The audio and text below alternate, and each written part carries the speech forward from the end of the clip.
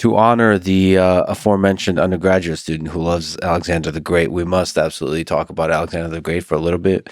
Why was he successful, do you think, as a conqueror? Probably one of the greatest conquerors in the history of humanity. Yeah, and I mean that is then he one of the greatest heroes or one of the greatest villains in humanity too.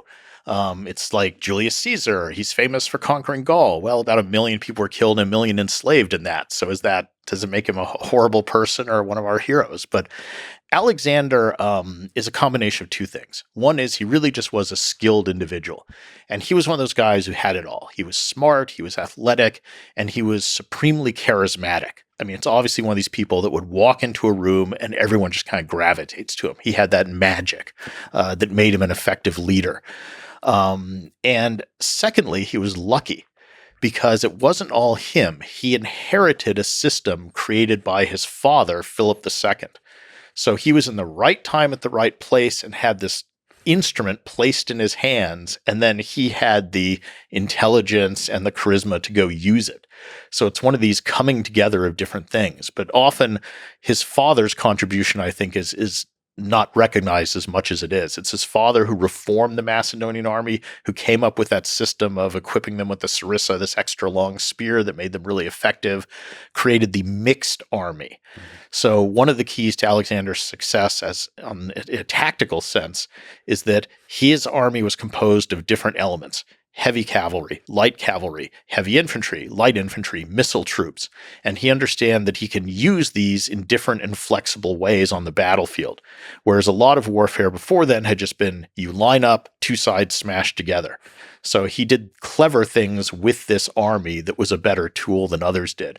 And then he was just supremely ambitious. I mean, he cared about his fame, which I guess is ego, but he clearly cared about that more than he did about things like money. He was indifferent to that. And he did have a grand vision. So he did have this vision of trying to unite the world both politically under his control, but also culturally.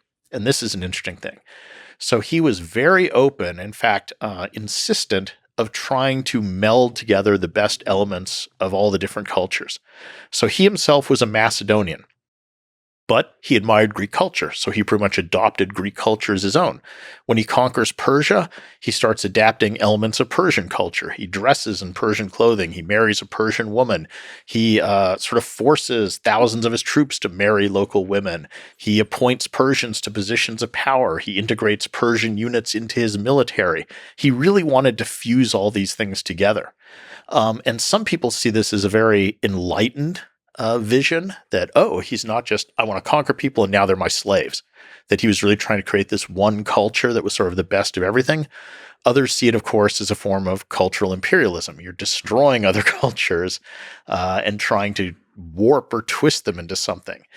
But what I think is interesting is that this vision he had of uniting cultures creates very problematic tensions among his own followers. Because the Macedonians, his original troops, did not like this on the whole. They wanted the old model where we conquer you, you're our slaves. We don't want to share stuff with you. We don't want you joining us in the army. We don't want you appointed to positions of power. We're your conquerors, and that's it.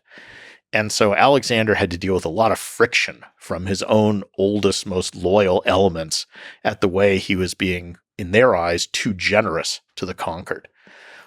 So Alexander is one of these interesting personalities because every generation sees him in a new light and focuses on different things. So for some, he's this enlightened visionary who was taught by Aristotle, the Greek philosopher, and they say, well, this influenced him. Others see him as an egomaniacal warmonger, just I'm out to kill and gain glory. There was a book a couple decades ago that says, he's just an alcoholic, which he probably was, yeah. So you get all these competing images, and the great thing is, we don't really know what the true Alexander was or what his motivations were. It's a mixed message. Why do you think the Roman Empire lasted while the Greek Empire, as the Alexander expanded, did not? That's a clear answer. So Alexander's empire fragmented the moment he died. And so his empire was all about personal loyalty. It was his charisma holding it together, his personality. And he completely failed to create a structure so that it would continue after his death. And of course, he died young. He didn't think he would die when he did, but still, you should put something in place. So his was a flash in the pan. He had this spectacular conquest. In 10 years, he conquered what was then most of the known world, but he had no permanent structure in place. He didn't really deal with the issue of succession. It fell apart instantly. The Romans are much more about building a structure.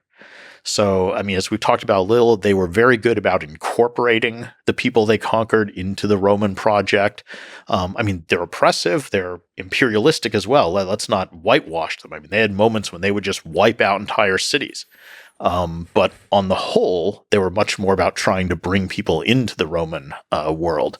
And I think that was one of their strengths, is that they were open to integration and bringing in different people to keep rejuvenating themselves.